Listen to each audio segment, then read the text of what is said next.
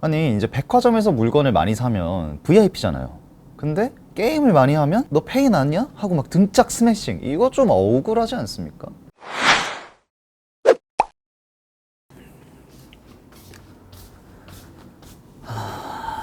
네, 여러분 안녕하세요. 네, 플레이어 대학 모바일 게임학과 조교입니다. 다들 게임하면 뭐 게임 페인, 모바일 게임 중독 이런 이제 선입견을 좀 가지시는 분들이 있지 않습니까?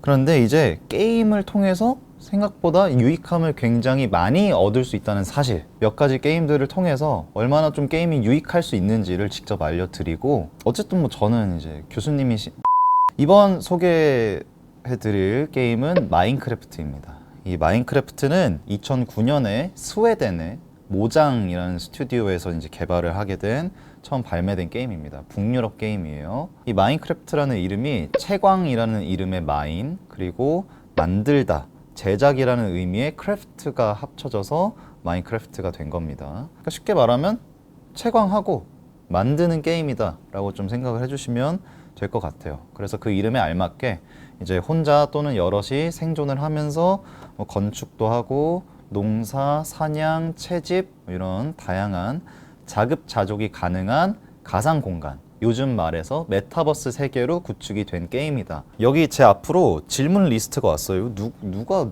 교수님한테 온 건가? 아무튼 실제 마크를 하면서 이제 궁금했던 것들이래요. 그래서 제가 하나씩 좀 읽으면서 소개를 해보도록 하겠습니다. 나무를 화로에 구우면 진짜 목탄이 되나요? 이 나무를 태우면 바로 재가 될 것 같은데 이게 어떻게 수치되지? 나무, 그러니까 목재는 이제 일반적으로 탄소, 수소, 수분, 섬유질 이런 다양한 성분으로 구성이 되어 있습니다. 적정한 이제 산소와 온도로 태우게 되면은 산소와 목재에 있는 성분들이 반응을 해서 재로 바뀌는 완전 연소가 나타납니다. 완전 연소. 그런데 충분치 못한 양의 그 산소를 제공을 하게 되면 완전 연소였던 게 부족하니까 불완전 연소가 되게 되는 거죠. 그러면서 그 결과가 탄소 덩어리인 수치로 이제 만들어지게 되는 겁니다. 이상하지 않나요? 이 산소를 차단했더니 탄소 덩어리인 수치 만들어진다는 게, 섬유질인 셀룰로스가 산소의 차단과 함께 이 탄소로 분해가 되거든요. 그렇기 때문에 수치로 변형이 되는 겁니다. 숯은 탄소가 85%이기 때문에 스펀지처럼 미세한 구멍들이 굉장히 많습니다. 그래서 이 구멍들이 미세먼지, 냄새들을 빨아들여서, 왜 집에 가끔 있는 경우들 있잖아요. 그래서 제습이나 가습을 할 때 많이 사용을 하게 됩니다. 완전 연소가 되면 재가 되고, 불완전 연소가 되면 이렇게 숯이 된다. 모래를 화로에 구우면 진짜 유리가 되나요?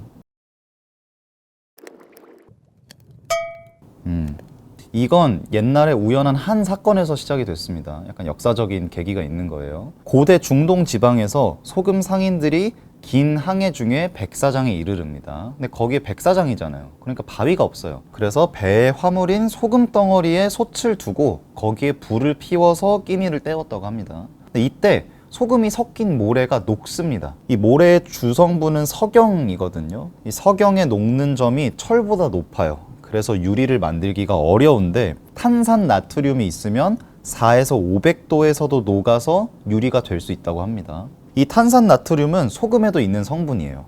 아마 이를 간편하게 하기 위해서 마크에서는 석탄을 연소, 그러니까 불을 때우는 촉매제로 사용해서 유리를 만든 게 아닐까 싶네요.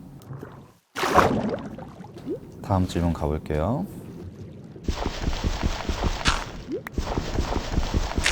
점토에 불을 붙이면 벽돌이 되나요?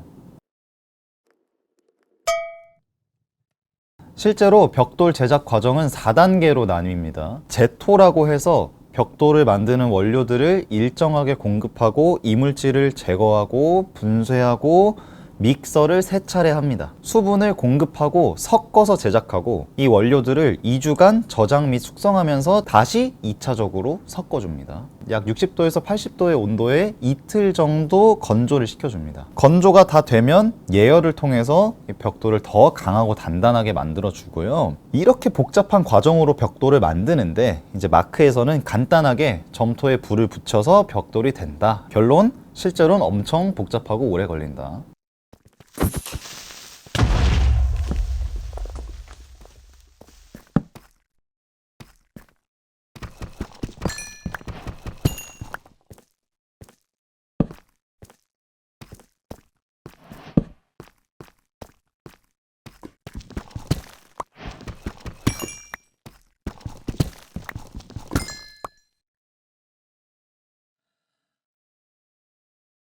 청금석이 파란 염료가 되는데 이게 뭔가요?